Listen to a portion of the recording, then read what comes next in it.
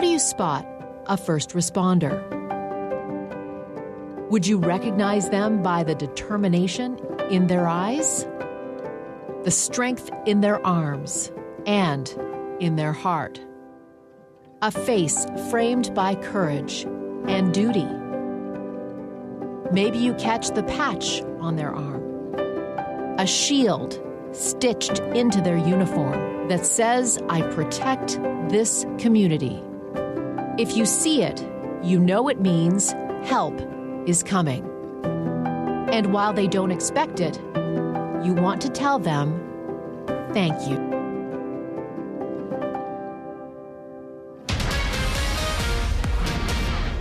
"2023 was a year unlike any other for weather in America. Hurricanes, floods, tornadoes, wildfires.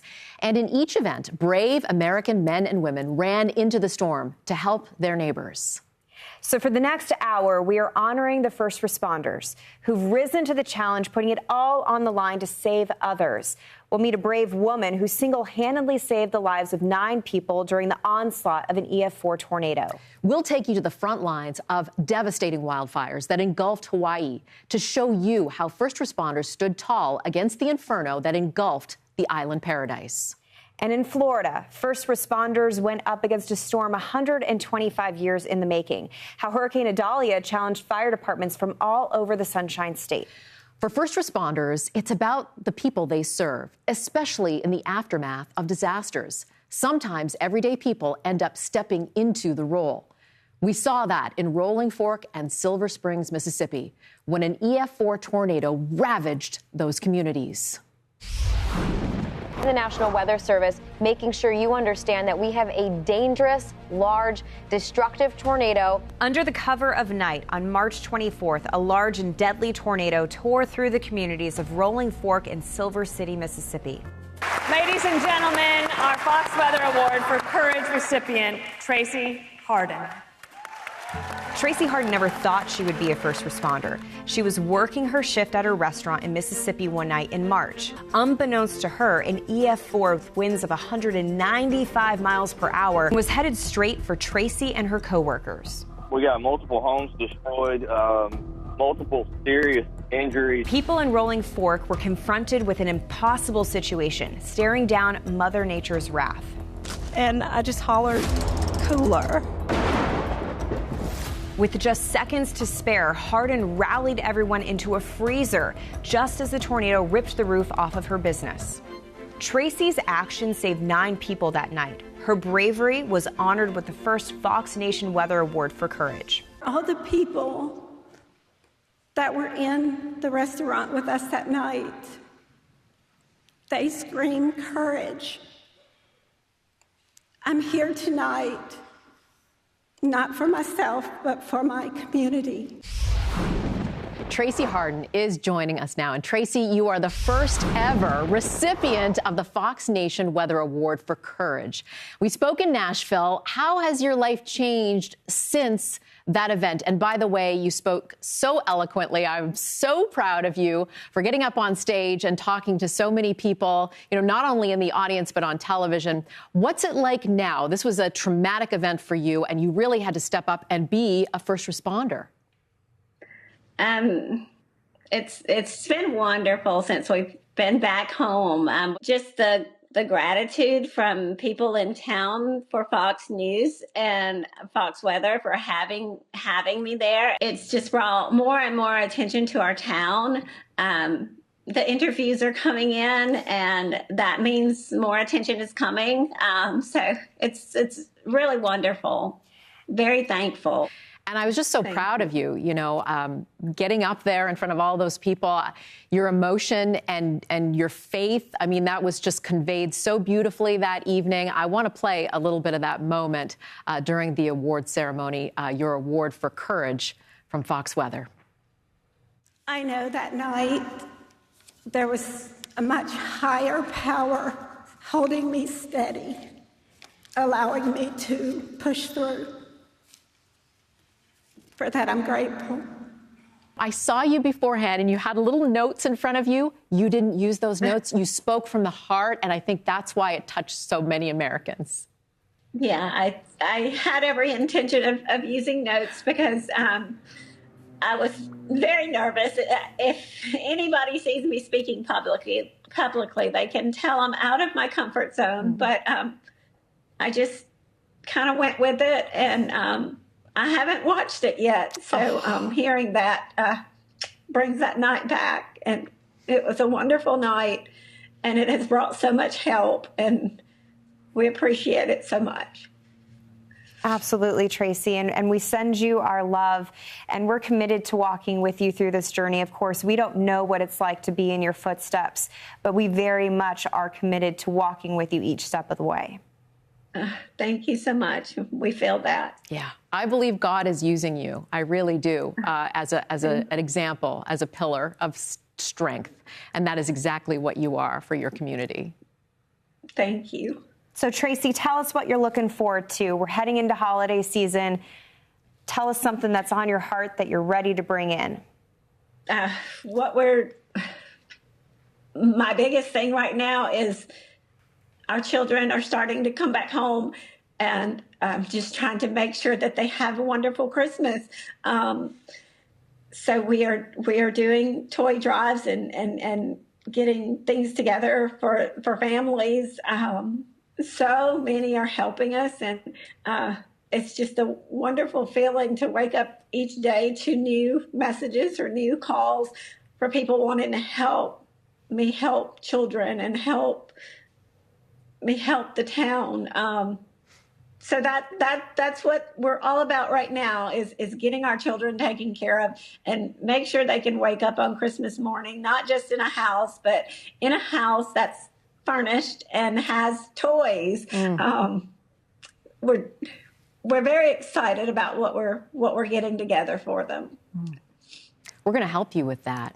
We're going to keep on the story and make sure that all of the kids in your community have a visit from Santa Claus, and to you, and just thank you for sharing your story. And I think that by sharing your story, you are helping others. You're going to impact someone else. That is the plan. Thank you. Doing a great job. Tracy, we send you our best. God bless you. Thank y'all so much. Merry Christmas. God bless y'all. Thank you. We've seen it time and time again. Everyday heroes answering the call. Sometimes those heroes are your neighbors. People in San Bernardino County, California, found themselves buried in the mountains after snow. This was all caused by an intense atmospheric river that slammed into the Golden State. Winter in the West took a deadly turn, with feet of snow burying homes in California mountain towns. We had this massive storm. It trapped some of those California mountain residents beneath at least a dozen feet of snow. I mean, 144 inches is 12 feet. We saw some spots pick up about 150 feet. San Bernardino County getting walloped with nearly 12 feet of snow in two back-to-back storms between February and March. You know, here in Crestline, we saw between 9 to 10 feet of snow, just incredible amounts of snow that fell. Neighbors mobilizing to help each other out of the disaster. Everybody's out there to help their neighbor. Everybody's out here, not just the firefighters, but everybody's out here bringing, dog food to their neighbors. They're bringing, everything you can think of, socks, warm weather gear. And that's a great thing to see in this area. Two of those everyday heroes are joining us now. Amber Rood and Bryce Durfee, they came up to the challenge, helping their neighbors dig out. Amber, Bryce, this is a very unique situation that you found yourselves in. What did you think when you opened up your front door? Wow, I mean, I've never seen so much snow in my whole life, and I grew up in Vermont. I grew up in Wisconsin, so we're used to snow. It was wild. Can you tell me about the days during that storm? Well, it was more like a week of snow. Yeah, at least a 4-day period. It was kind of one of those things, we would go outside to shovel and be like, oh, great, we got the decks cleared and everything's done. And you go inside and have a cup of coffee and you look out and there was 8 more inches piled up on what you'd just done. It was so hard to keep up. Yeah, never ending battle. It's a challenge to dig yourself out. But you had recently met one of your neighbors. She's been a resident of Arrowhead Lake for over 45 years. I mean, has she ever seen anything like this? Nope. No, I don't think so. And how did you know that she needed help? I mean, how did you even know she was home? Yeah, so we had met her a couple of weeks earlier. We would walk our dogs around the neighborhood, and she was always at the top of her driveway shoveling snow. And so I had given her my number and said, if you ever need anything, call us. So the storm stopped, and she texted me and said, hey, if you guys have a minute, like, could you come over and help me with my front door? I was looking around the property, and I found this tiny little hole, and I saw tracks going in. I'm like, okay, this is like an animal den. It's something. And as I'm peeking in the hole, there's Victoria with the phone to her ear, smiling, waving at me. And she had been taking a broom handle for the last couple of days and just been consistently keeping a hole. And her door swings in, mind you. So that's why she was able to open the door and do that. That's a tremendous story. Do you ever get sick about telling it? I mean, you're going to be probably telling this to your grandkids. Yeah, no, it's a really cool story. It was a really neat experience, even though it was scary, and we got through it. And I don't want to do it again. No. Well done. You guys as a community, you got it done, and you made it through that time until, resources could come up and help you guys out and be that reinforcement. Amber Rood and Bryce Durfee, thank you for joining us. And you're heroes, by the way. Yep. No, not. No. Yes, you are. Not us, everyone else. Thank you. Thank you for setting such a great example. Staring into the eye of Hurricane Idalia. I thought, man, again, we just got done with Ian, and here comes another powerful storm. And an inferno's rage. It was still burning and smoldering. That's ahead when we go into the storm.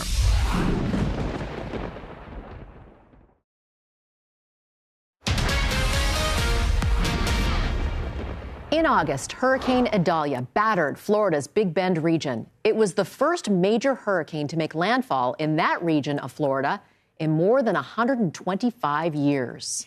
Florida first responders are no strangers to hurricanes, so when Mother Nature came knocking, they answered. Hurricane Idalia made history when it ravaged Florida's Big Bend region at the speed of a fast-moving train. A Fox weather alert, Hurricane Idalia has officially made a landfall just moments ago over in Keaton Beach, Florida.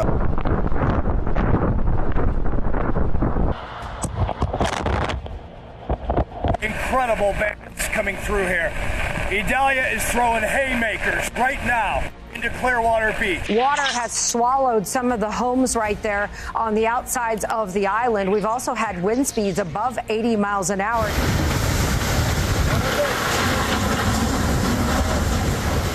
The Category 3 storm packed 125-mile-per-hour winds, which shredded trees and ripped apart buildings. You have lived here for 40 years. You have been through many, many storms. 1993 definitely changed who you are as a person, I'm sure of that. Why do you keep coming back? Yeah. I don't know. As a child, I grew up here. I ran out there in those mud flats. Man, catching fish, crabs. It's home. It's home. On the ground, police and firefighters mobilized to stare down a storm 125 years in the making. Incredible. Fort Myers is a city still in recovery from Hurricane Ian. When their fire department learned a storm was on the way to Florida's Big Bend, they were ready to respond. Fort Myers Fire Chief Tracy McMillian joins us now. Tracy, thank you so much for joining us here. You see this massive storm on the way, and Idalia was strengthening all the way up until the very last moment before we saw that weakening. But what did you think when you were seeing this monster storm approach the Big Bend? Well, good afternoon, Janice and Britta. I thought, man, again, we just got done with Ian, and here comes another powerful storm coming through. And I was just at awe, like, wow, we're not ready for another one right now. Thank you for your service, by the way. How did Ian help you, with preparation? You had been through this before, and now you're right back at it again. Yeah, so, obviously, Ian was a great teacher to all emergency managers and emergency management systems. So there was a lot of things in place that we already had. So having Idalia come through, a lot of our stuff was already on the cortex of our mind. So we knew exactly, hey, what needs to be done. And we were willing and more than ready to go assist those up in the Panhandle area. And Tracy, looking at your response to Ian in your own backyard and Idalia with your neighbor's backyard, how do you deal with that? Because obviously in your response to Ian, your home is locked up into this. Having that experience and going into your neighbor's yard to help them, how does that shape your response? I think it makes us better. It makes our focus a lot easier when we're going to render aid to another area than it's when in our own backyard, because when we're actually dealing with our residents and our business owners, we're also dealing with our personal lives too, because our houses are impacted, our lives are impacted, our families are impacted. Whereas if we are actually deployed to another area, we have a lot more focus on their sole needs versus our needs and our community's needs. So, but it does make us better. It makes us have the abilities to be able to respond. And having gone through Ian, we actually had a great learning experience to be able to add those learning items into our response to Idalia. Tell us about after the storm, when neighbors come out and help neighbors. That's really, the silver lining in a lot of this. We see so much destruction, but the thing that, makes me stop and just be so proud of Americans is when they go out after the storm and they help each other, complete strangers.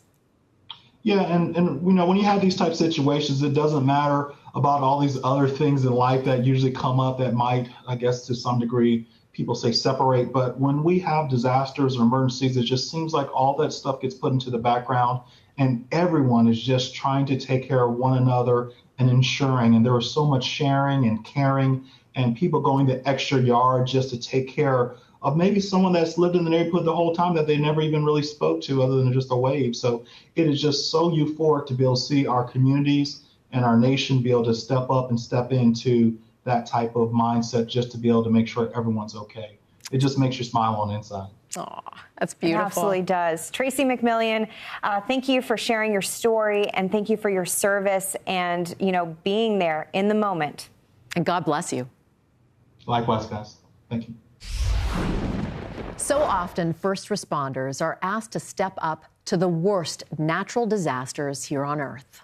First responders in Hawaii found themselves on the front lines of a devastating wildfire. It was a disaster no one saw coming. Wind-driven fires ravaged the Hawaiian island of Maui in August of 2023. In their wake, the historic town of Lahaina was reduced to rubble. The wind-fueled wildfires raging in Maui, Hawaii, winds gusting over 60 miles an hour, will be complicating things as we've worked into the evening. As the fire raced through the island, so did firefighters who bravely confronted hell on Earth. Keep in mind, we still have Hurricane Dora that is spinning about 700 to about 800 miles south of the Hawaiian Islands here. While the road ahead is a long one, survivors are determined to return to the place they once called home. U.S. Coast Guard Deputy Sector Commander Kira Dykeman first arrived in Lahaina in the aftermath of those devastating fires. She's been back to Lahaina every week since then. Commander Dykeman, describe for us what it was like showing up in those first moments. It was definitely a harrowing scene. I did not directly show up the evening of August 8th. Our small boat station crews did, as well as some of our helicopters and Navy helicopters. However, I was on a Coast Guard C-130 flight the very next day for an overflight of Maui and Lahaina. It was still burning and smoldering and just burned nearly to the ground due to the high heat of the fires. What makes you do this type of work where you're running towards the danger while everyone is running away? I always wanted to give back to my country, and I think the Coast Guard, being a humanitarian service, always looking to help the maritime community and protect those in the sea and from the sea and the environment. And this, of course, is an interesting disaster for the Coast Guard to show up for. Most of the first response work would be something with a hurricane, a flood, but this was a massive wildfire that forced people into the water. So talk about what the Coast Guard has in their tool belt that really helped you guys out to be the first responders that the folks needed. Absolutely. So we train for search and rescue. We ensure that our crews are proficient and competent at navigating in rough, difficult seas. And I think the biggest thing is we have trust in our crews to continually assess risk. So we had the discussion with our crews about operating in these high wind and wave conditions that night, and we really empowered them to make the call at each moment along their transit, as well as when they were there, if the risk became too great, that they could return to the station. But I think our priority is always helping the community and the public, and that's exactly what they did, saving 17 lives that night, as well as we had a coxswain who swam ashore to help approximately 40 people who were stranded in Lahaina evacuate to emergency vehicles and be able to be saved and leave Lahaina. You've been with the Coast Guard for 16 years. Thank you for your service. Have you ever experienced something like this? I think this is a pretty unprecedented event. I would say when we launched, we did not know what we were sending our crews into. For me, though, I used to be a marine casualty investigator. When I was stationed in LA, I was the first Coast Guard investigator for the Conception dive boat casualty, which was a commercial passenger vessel that caught fire, sank, and 34 lives were lost. So I think when this event was unfolding, a lot of that came up for me. You have been back to Lahaina every single week since the fire broke out. What's the path forward now? Absolutely. So for the Coast Guard, we have a permanent unit there. Again, that's Station Maui, and they continue to enforce a safety zone around the impacted zone. We also have a team of deployed Coast Guard members from around the Coast Guard that are there supporting the state and the county with vessel and debris removal in Lahaina Harbor and the surrounding waters to try and help restore the waterway there. But I think us going back is just, it's us showing that we stand by the community of Maui and the state of Hawaii. They have been so resilient and strong, and we are there to help support them in every way that we can. I love that. Thank you so much for your service and for joining us today, and to all the people in Lahaina and Hawaii. Our prayers are with you. Thank you. Thank you. Fox Weather's Max Gordon was among the first national correspondents on the ground hours after the devastating wildfires in Lahaina broke out. Max has a unique perspective because his parents are wildland firefighters in California. He also followed in their footsteps for a time as a volunteer firefighter. Max, hello. How did your knowledge of firefighting inform you of how to tell this story? Well, first off, this was an unprecedented kind of story, and a story that I'm never going to forget. The deadliest wildfire in modern U.S. history, around 100 people dead, 2,200 structures destroyed. Coming from a firefighting background, you have seen sort of things like this, but never to this extent. And then my parents, of course, they were really the ones who have the firefighting knowledge, and they would come back and they would tell me stories like this. I think it's important as a journalist, as someone who's a professional, to be able to compose yourself, be able to keep your emotions in check, and really just be able to tell the stories of the people who are there and not let yourself get too wrapped up in it. It can be really disturbing, it can be really scary at times, but I think that was my biggest takeaway from my parents, who they would never bring their work home, in the sense that they would never let their, the things that they saw out there in the field, really get them, upset or too upset at home. They'd always be able to kind of box it up and put it away on a shelf. So, I learned from my parents, and they've been great role models my entire life. Yeah, and it's a tough skill to have to learn, and an important one as well, to be a first responder. When you showed up, Max, what was the scene like? I mean, this is something that you don't ever expect to see with your own eyes. No, absolutely not. Well, just traveling to Maui was a challenge, right? We had a really big travel day getting there. There were no direct flights. All of them had gotten canceled. So our initial flight we had to figure out another way to get to the island because it was canceled. So when we got to the island of Maui, we had to go through Honolulu, and we arrived at night on August 9th. And as we were flying over the island, we could still see the glow of the fires. And once we touched down, we were live really within just a few hours. So the island at that point was still in firefighting mode. We went live next to a fire truck that was standing guard there watching for hot spots. The firefighters in that fire truck were absolutely exhausted. They were sleeping, taking turns napping because they had just an immense firefight behind them. As daybreak appeared, helicopters started making bucket drops. You could still smell smoke in the areas. And, as the days, carried on, really you could see sort of the different stages of kind of how the island was reacting. Initially, there was just disbelief and confusion because cell towers had burned down. People couldn't contact each other. People didn't know the whereabouts of their loved ones, of their friends. They didn't know who was alive, who was dead. And then as the fuller picture came into view, just feelings of shock and grief on the island, and then anger. What were these brave men and women up against? I mean, it feels like a David and Goliath situation. Yeah, absolutely. We talked about how there was really a perfect storm of conditions. Drought conditions on the island of Maui, plus winds that were raging 60, 70 miles per hour. And then you just have a spark, and it's a tinderbox, and it turns into an absolute inferno. There were about 3 fires on the island of Maui, 3 main fires. Obviously, the one that really captured the headlines was the fire that burned in Lahaina. And that fire, once it got into the buildings, into the town proper, it just turned into a hellscape. You saw building after building start to burn down, and we saw body camera footage of heroic police officers going from building to building, trying to evacuate residents, because really there wasn't a lot of warning for folks, because that fire came on so quickly and it started so close to town that first responders were up against a lot.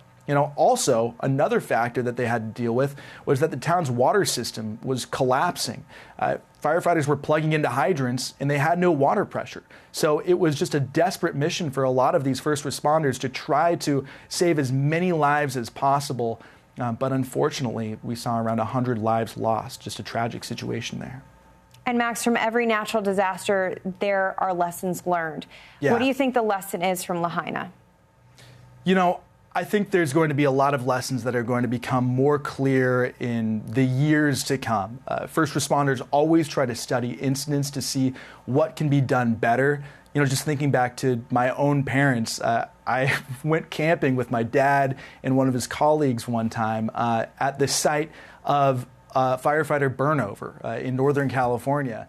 My parents would always be fascinated with incidents where things went wrong, and they would put themselves in the shoes of the people who were there to think about what would they have done differently. And so I think every firefighter, every first responder probably has thought about that, what they would have done in that situation, what could have been done better. And this will probably be, studied and it'll be taught in classrooms for firefighters and other first responders to learn from.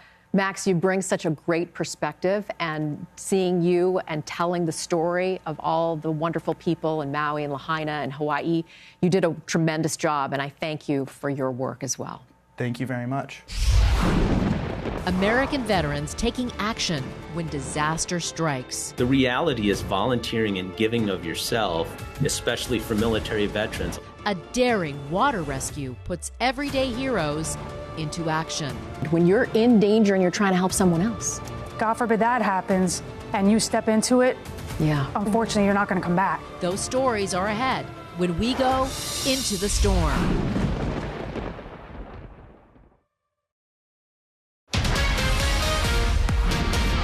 The police officers who serve our communities every day, they're as tough as they come.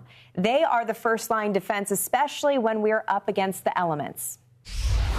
It happened in a flash. On September 29th, 2023, rain wreaked havoc in the New York City metro area. The life-threatening deluge was spurred by remnant moisture from Ophelia. An exceedingly wet day across the New York City metro area.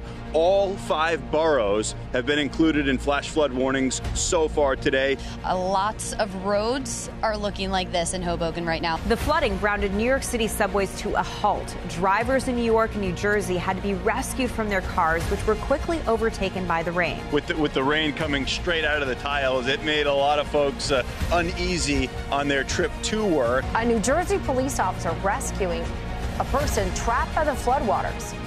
Look at the city of Fairfield. What a hero, this guy. One of those rescues caught on camera. A Fairfield, New Jersey police officer seen responding to a trapped driver. Water rescues are just one of the ways police departments leapt into action to help their communities. Officer Stacy Charalanza of the Fairfield Police Department is here with us now. Officer Charalanza, there's dramatic images that have been shared all over social media of a water rescue out of New Jersey. Take us through those dramatic moments. Sure. So what happened that day was we had flash flooding in town, which in our town, typically we get flooding, but not flash flooding. And in this case, a gentleman was stuck in his car in a parking lot that sits down more below sea level than we already are. And they called for help. We had one of our emergency officers come to the scene, dressed all in his gear, thankfully, and he was able to get him out of the car safely and get him out of the water. Some of the images are really incredible. I mean, the water just kept rising. What goes through your mind when you're in danger and you're trying to help someone else? It's crazy. In that area of Fairfield on Passaic Avenue there, years ago, we had another flash flooding incident, and we had to close the road. And it was just incredible to think that I'm sitting in my patrol car. I go to get out just to put some cones down, and the water's up to my knees, and I didn't expect that at all. It came up that quickly from the time I drove there several minutes later. So for it to happen again, it's something we have to always keep in the back of our mind and understand that it could happen at any time. And it's scary. It's scarier, obviously, for the person involved than for us because we're kind of trained with this. And trained to be calm. Yes, and trained to be calm as well. Now, your department, of course, has gone through storms before. I mean, Ida most recently, but of course, Superstorm Sandy. How do high water rescues in past storms help you as you move forward? Well, we definitely learn from them. I will say the river changes after every storm, too, where sometimes at a certain water level, we would get flooding in certain areas of town. That doesn't happen all the time. In Ida, we had over 20 feet of flooding. And in our river, when I'm saying that, but we expected certain areas to flood and they didn't. So it changes every single time. So we're always learning, we're always evolving. We take tons of notes, pictures that we use. Luckily now we have a drone officer and he's able to take, aerial photos for us, which really, really helped us in Ida this time. These are types of events that you can't learn in school. You almost have to have like a gut that tells you what to do and do it quickly. Yes, we follow our river gauge very closely all the time when we know we're going to get several days worth of rain, because when that happens, it's not that time typically that we have to worry about the flooding. It's 2 to 3 days later when the rivers crest. So with your knowledge and your experience, what do people at home need to know? Because flash flood emergencies are on a rise. We're seeing more of these natural disasters pop up, specifically in flooding. What knowledge does the average person need to know? Well, what the person did in this case was a textbook. He got stuck in the flash flooding. He called for help. He didn't try and get out of his car because you never know. Right before the video was taken that we used, apparently there was actually a dumpster that floated by. So if you think about how heavy a dumpster is, never mind that that car could have floated, but our main concern is if you get out of that water and you try and walk and it's knee deep or higher and you cannot see the bottom, a manhole cover can easily come up. God forbid that happens and you step into it, unfortunately, you're not going to come back. So that's why even like our officer, Corporal D'Eugenio, you see in the video, he's using a stick, and that stick is purposely there so he can feel in front of him in the event that a manhole cover has come up from even him just walking to the car. It's for safety. Why do you do this kind of work? We just love it. You can see it by the smile on your face. We just love it, Where does it come from? Are you from a family of first responders? Yeah. Yes, you are. Yeah, I have several retired now family members that were police officers, so I kind of grew up with it. Yeah. Not my first choice in career, but it's what's stuck. What would you tell somebody that's thinking about getting into the business? It's tough. You know, it's tough. It's definitely well worth it. I have plenty of things that I can think of in the back of my head that make every single thing that I've done in my career worth it. From little things to big things. But in the end, like, you know, it's all about your community. It's all about letting them know that they can trust you and that we're here for them. Thank you for your service. Thank you. 2023 has brought us all kinds of natural disasters, from tornadoes to hurricanes to devastating wildfires. One thing's for certain. Wherever disaster strikes, Team Rubicon is there. Team Rubicon is a veteran-led organization dedicated to providing boots on the ground to help out communities in the immediate aftermath of disaster. This year, we saw that response in action. Following disasters such as Rolling Fork, Team Rubicon CEO Art Delacruz is joining us now. Art, thank you for being here. Walk us through how Team Rubicon rallies to get boots on the ground, especially after situations like the one we saw in Rolling Fork. Yeah, so Team Rubicon prides itself as a veteran-led humanitarian organization of being present as soon as possible. And I think between our composition of volunteers across the country, which now numbers over 160,000 military veterans, first responders, people who give up their time, we're able to be present immediately, assess what is happening, and deliver the services that these communities need. So many of you are veterans. Now, how does that training come into play when confronting these types of disasters? Yeah, I think there's real application of what military veterans learn while they're in uniform. I think of, a military veteran essentially has graduated from a different type of school or university. They have, classes in management of, these really ambiguous situations, leading people, safety and process adherence. And that serves to be really beneficial in these situations where decisions have to be made quickly, oftentimes in the absence of the resources or information that would guide other people. And the same applies for first responders. Yeah, and having to have a cool head during moments of chaos, that's for sure. Speak a little bit about the history, because Team Rubicon, of course, it's led by veterans, but there's a special story behind it.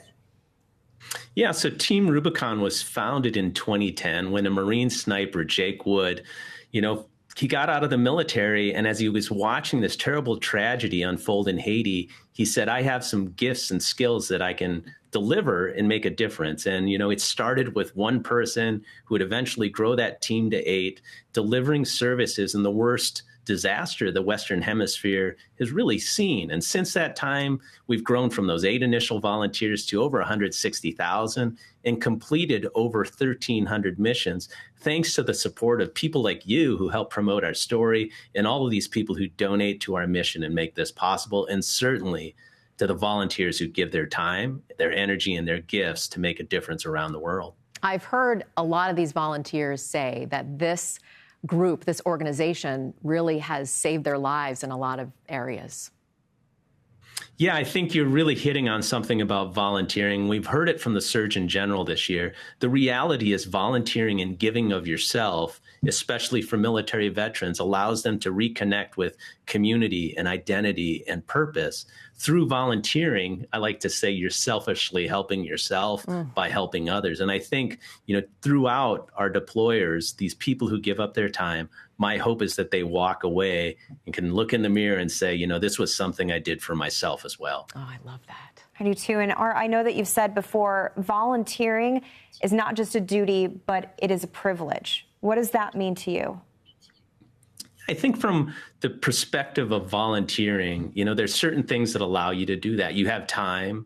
Oftentimes it means a difference between resources. And one of the things Team Rubicon prides itself on is having the ability to help those who need the help the most. It's a beautiful mission, and we appreciate everything that you do. Team Rubicon CEO Art Delacruz, thank you for joining us, and thank you for all that you've done for our country and continue to do. God bless.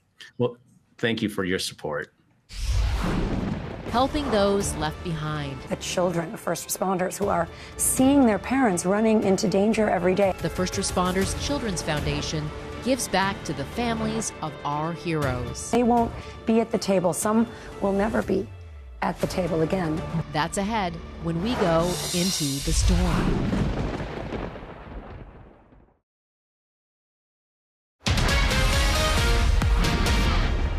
Janice, these men and women, our first responders, have some of the most dangerous jobs in the world.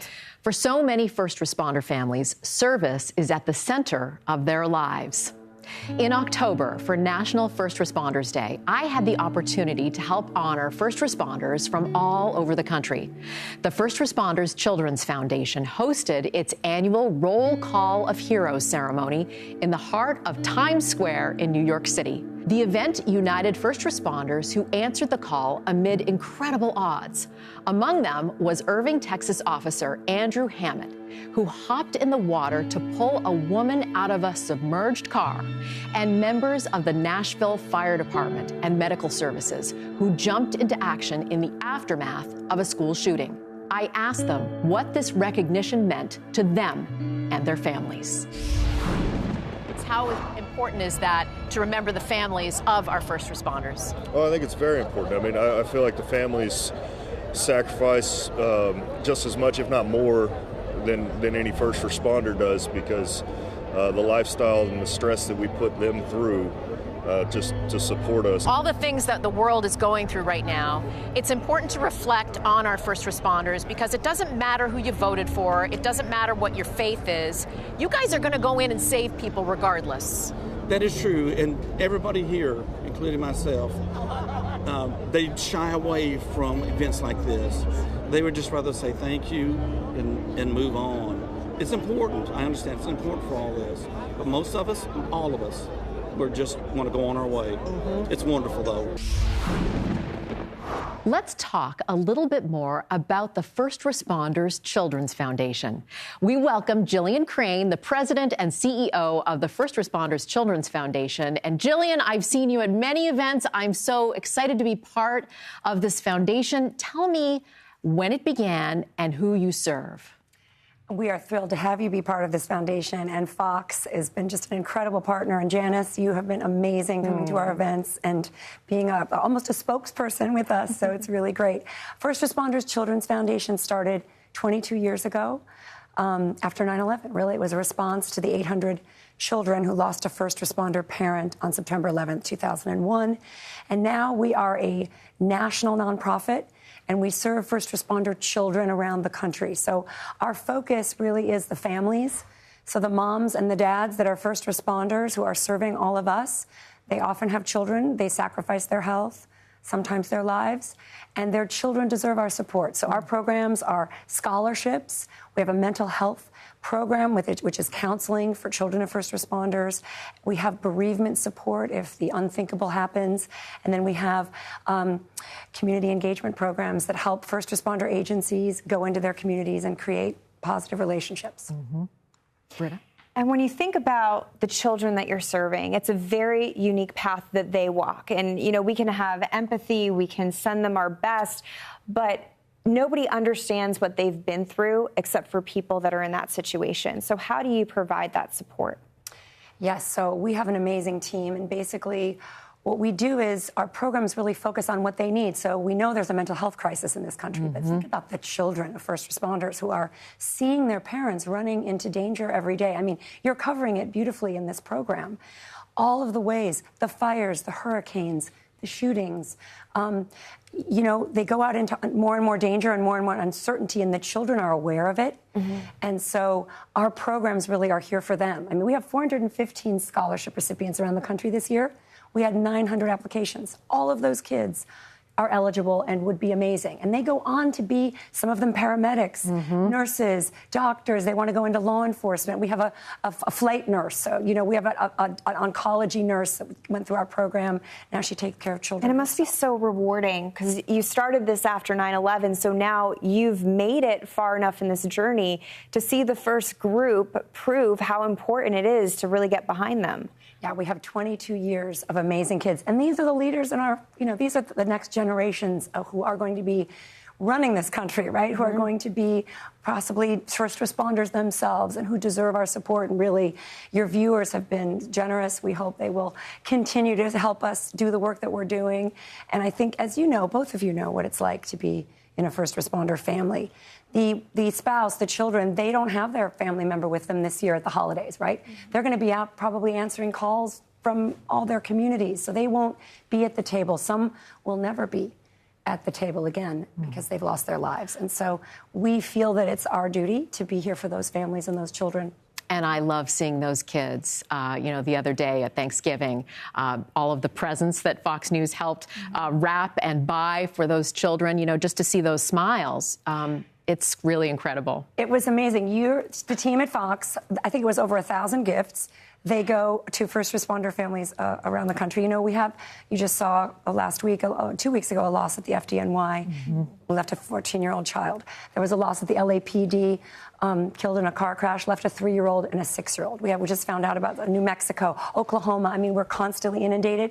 These gifts, these packages of gifts not only go to this community here in New York, but they will be going out across the country. And you helped us launch our Toy Express. We're going to be, we're going to be in 25 cities with 100 events. Over 100,000 children will be getting toys around the country. And these first responder agencies are going into their communities, underserved communities, and bringing toys. So you helped us kind of launch the big Santa that's going to be, going out all over the country. Spreading joy to everyone. Joy. And it's really joy for first responders to go out that day. Absolutely. Not to answer the worst call, the worst day. They're going to see kids and families on a good day. And they deserve to have that. So how can America get behind you? America can get behind supporting first responder families by texting 24365. Text STRONG to 24365. And it's 24365 because first responders are answering the calls 24 hours a day, 365 days a year. As the wife of a first responder, I am grateful for foundations like yours. I'm going to get teared up, but I'm grateful for you and your foundations because I know that you would be there for my family if I ever needed that support. So thank you. Thank you, Janice. Thank you for your service. Thank you for all the families who serve around this country. We could not function without them. I need to give you a hug. Thank you. Before we go, first responders are all about the people they serve. We'll leave you with the people these heroes have helped throughout the year. A driver had to be rescued after getting trapped in floodwaters. This was in Lawrence, Mass. earlier today. That's the most important thing, man. To survive, to be alive. We were running out of options just due to the dynamic of the elderly patients and the multiple threats of still moving mud. We had gas leaks in the area. We're going to go find the victims from the fire. I'm just ready to go out there and go to work to make sure that if there's somebody out there that needs to be brought home, that we bring them home to their family.